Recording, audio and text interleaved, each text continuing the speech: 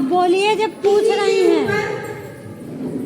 किसी के ऊपर जब कोई विपत्ति पड़ जाती है, कोई आफत पड़ जाता है या किसी की आकस्मिक मृत्यु हो जाती है, विपत्ति में सारी चीजें आती हैं कि कोई भी ऐसी स्थिति जो घातकता की स्थिति को दिखाती हो, जो उस स्थिति को जोखिम की स्थिति कहते हैं ना।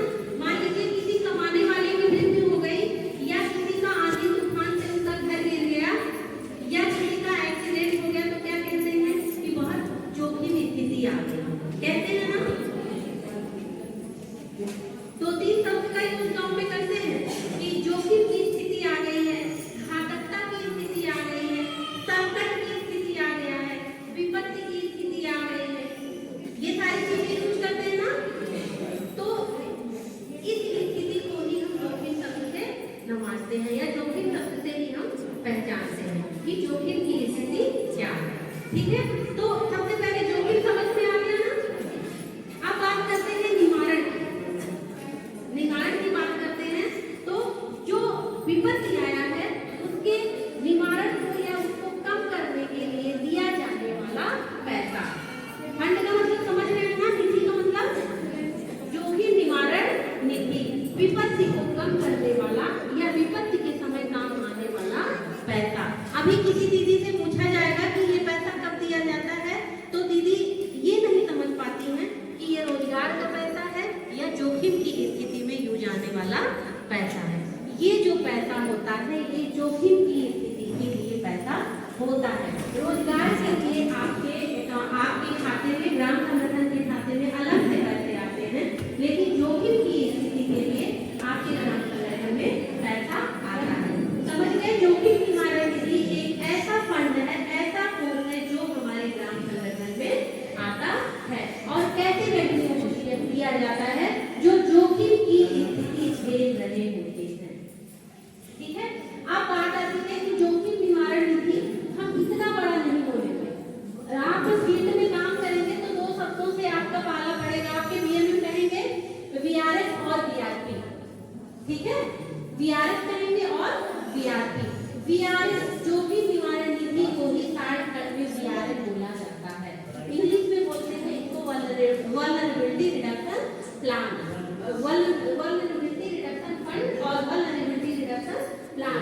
मतलब कि एक जोखिम निवारण निधि हो गई और एक जोखिम निवारण योजना हो गया। दो शब्दों से आपका पाला पड़ेगा, वीआरएस और वीआरपी। इसको लिख लीजिए। वीआरएस को बोलते हैं जोखिम निवारण निधि और जिसमें पी लगा हुआ है उसको जोखिम निवारण प्लान बोलते हैं। ठीक है,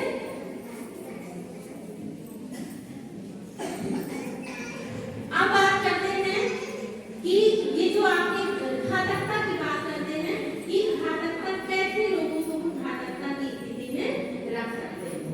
ठीक है, तो सबसे पहले तो हम ये देखेंगे कि अगर कोई व्यक्ति बहुत गरीब है तो हम उसको भी घातकता की स्थिति में रख सकते हैं। इसके साथ साथ अगर किसी कमाने वाले की मृत्यु हो जाती है, बहुत खुशहाल परिवार है, लेकिन उस खुशहाल परिवार में एक व्यक्ति कमा रहा है और उस कमाई से घर का खर्चा बहुत अच्छे से चल रहा है और वो हमारा परिवार बहुत खुशहाल है। लेकिन कमाने वाले की अगर मृत्यु हो जाए तो क्या होगा? खुशहाल परिवार रह जाएगा? नहीं रह जाएगा। तो वो व्यक्ति घातकता की स्थिति में, वो परिवार घातकता की स्थिति में आ गया। तो ऐसे लोगों को भी हम घातकता की स्थिति में रखेंगे। ठीक, उसके बाद आंधी आ गया, आंधी आने की वजह से आपका घर गिर गया, तूफान आ गया, तूफान आने की वजह से आपका घर गिर गया, या किसी की आकस्मिक मृत्यु हो जाती है, तो ये सारी चीजें हम घातकता की स्थिति में रखते हैं। इसके साथ साथ कुछ ऐसे मानक बने हुए हैं जिनको भी हम घातकता की स्थिति में रखते हैं और उनको हम वीआरएस का मतलब जोखिम निवारण निधि देने का पात्र समझते हैं।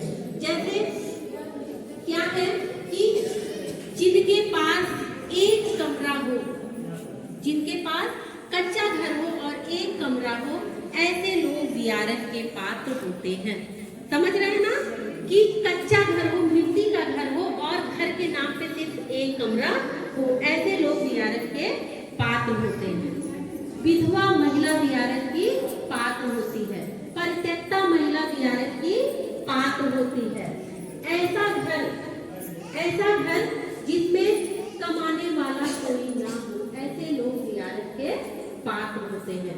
ऐसा घर जिसमें 16 से 62 वर्ष का कोई भी वयस्क व्यक्ति पढ़ा लिखा ना हो, ऐसा घर भी वीआरएस का पात्र होता है। बथुआ मजदूर भी वीआरएस के पात्र होते हैं। ठीक है, महिला ढूंढे बथुआ मजदूर समझ रहे हैं? डायरी नहीं है। बथुआ मजदूर किसे कहते हैं दीदी? नहीं मालूम? भाई मालूम करके बताइए, मालूम करके बताइए। इधर बहुत सारा दिमाग है, मेरा दिमाग अकेला है, मैडम कहती हूँ।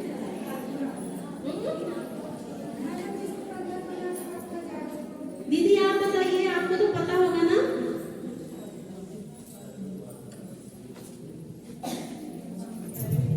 चीटिंग करा दे। हाँ दीदी बताइए।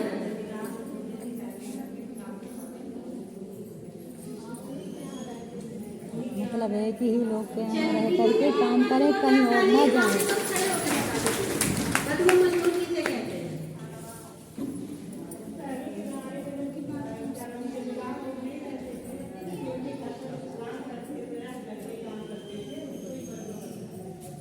हाँ, थोड़ा सा इसमें और जोड़ना पड़ेगा।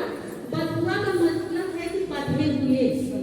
जैसे दीदी ने जो बताया, मतलब वो तो ऐसे आज के भी टाइम में काम करते हैं लोग, लेकिन क्या होता है कि वो जब मर्जी होती है छोड़ देते हैं। लेकिन बथुआ मजदूर जो होता है वो बंधा हुआ होता है, कुछ अपने मालिक से पैसा लिया होता है या कर्जा होता है, और उनके मालिक ये कहते हैं कि तब तक आप मेरे यहाँ काम करोगे जब तक वो कर्जा खत्म नहीं कर दोगे। तो ऐसे में वो कहीं भाग भी नहीं सकता है, और उसके पास इतना पैसा भी नहीं होता है कि वो पैसा देके कर्जा मुक्त हो सके। तो ऐसे लोग भी जो बथुआ मजदूर है, जो लोगों के किसी साहूकार के यहाँ बथुआ मजदूरी कर रहे हैं, ऐसे लोग भी वीआरएस के पात्र होते हैं। ठीक है, इसके साथ साथ ऐसी महिला, ऐसी लड़की जिसने शादी नहीं की हो, ऐसी लड़की जिसने शादी नहीं की हो, वो भी वीआरएस की पात्र है। विधवा महिला भी वीआरएस की पात्र है, परित्यक्ता महिला भी वीआरएस की पात्र है। ठीक है,